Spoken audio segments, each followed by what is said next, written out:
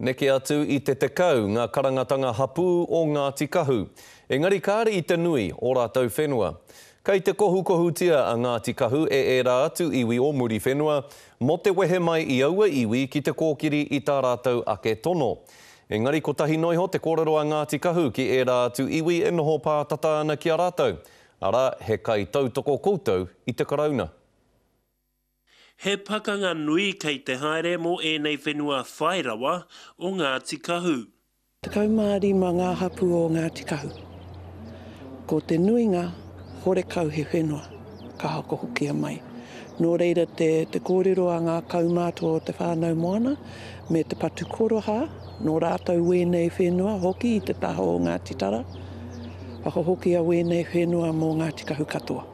Kei te hia kai anō ngā iwi e noho tata atu ana ki te takiwa o Ngāti Kahu ki e tihi whenua.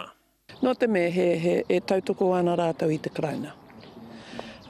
Ko tai atu rātou ki tēnei me te deed of settlement, ka hore te karauna he ana kia haka ka hore te rā deed of settlement.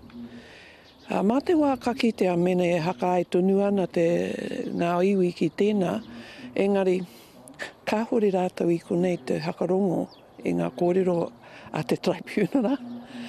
I te karere e pāhuake nei kei te rongohia ngā kōrero a te pātū tete iwi e noho kiritata atu ana kia Ngāti Kahu a pōpō ka tū mai ko te rarawa ara e whakapono ana ka tutu te puehu. Ka ki te e koe e haka ai ana te tribunal kia haka hokia mai ngā whenua. Hore kau he utu ki a Ngāti Kahu, me te compensation hoki. He tino pairawa ki tēnā I te deed of settlement o wēnei atu iwi.